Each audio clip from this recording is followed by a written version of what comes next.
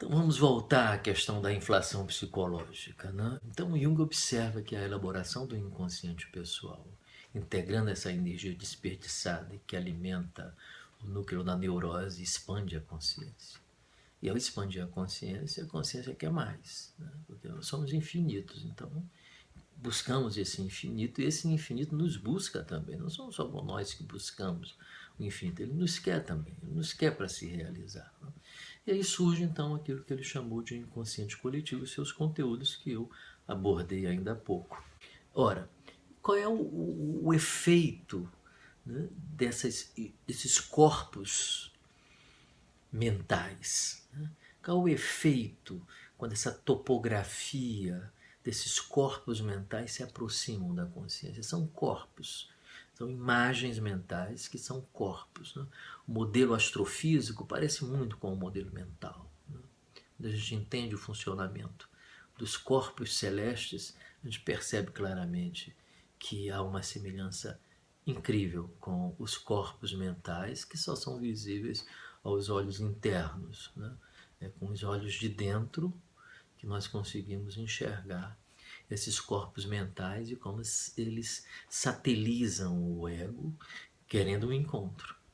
Geralmente é um encontro, como a gente já falou aqui, denso, tenso, óbvio, uma energia primitiva, é uma energia que tem uma memória lá de trás, né? Não é da sua memória, é uma memória lá de trás, muito anterior a você.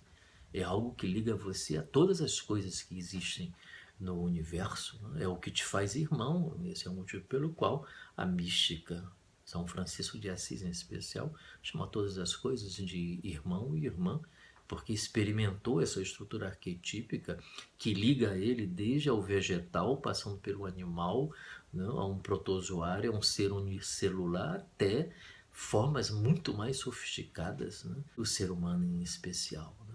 Esse sentimento de comungar com todas as coisas é produzido pela aproximação dos conteúdos do inconsciente coletivo. Né? Mas eles causam um estado de inflação, como Jung fala. Né?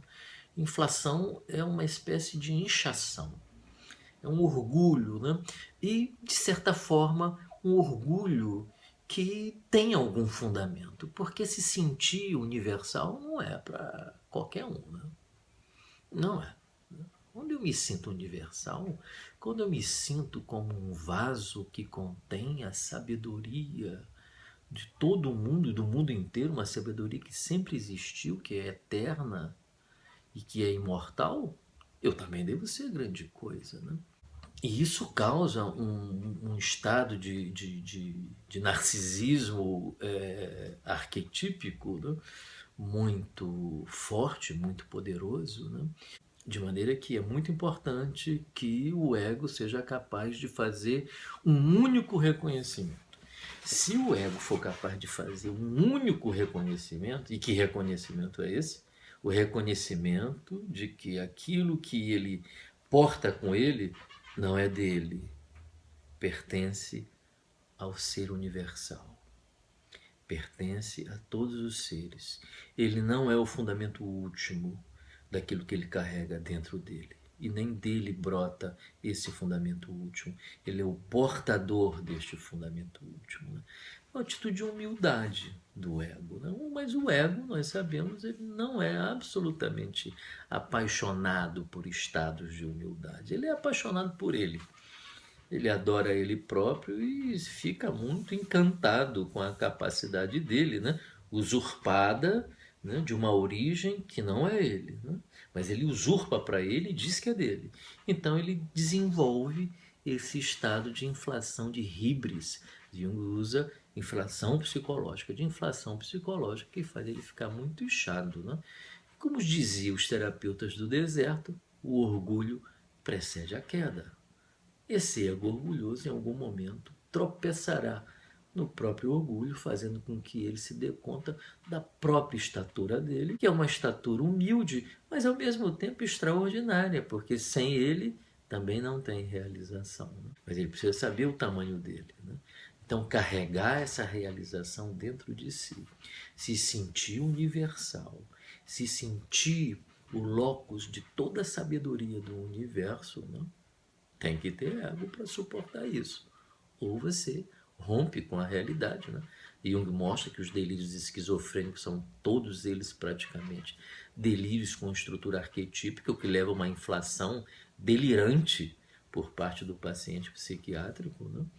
Mas ao mesmo tempo leva uma outra pessoa que conseguiu manter mais ou menos o estado mental de reconhecimento de que a origem se situa fora dele, mas que está nele ao mesmo tempo, leva essa pessoa a falar coisas, a dizer coisas, a escrever coisas, né, interessantes que tocam o coração das outras pessoas, porque todas as outras pessoas têm dentro delas a mesma coisa, em termos de luz, em termos de sombra, né?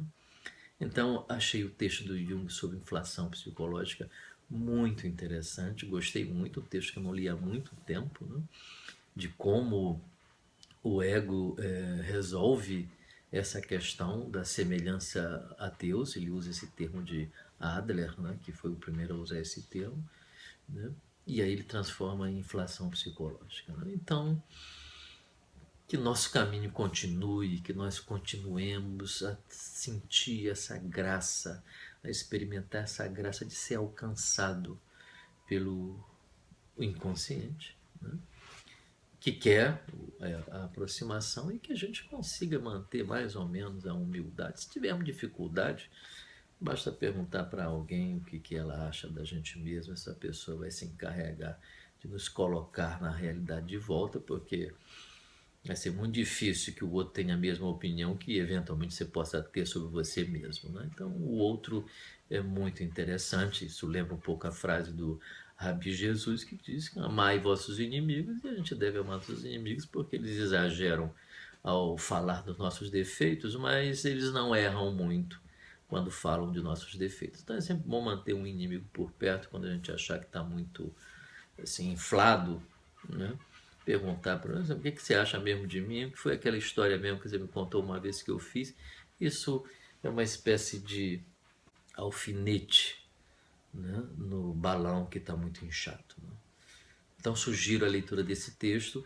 Ele está no livro do Jung chamado O Eu e o Inconsciente, e no livro chamado Psicologia do Inconsciente ainda tem algumas referências a esse estado de inflação psicológica.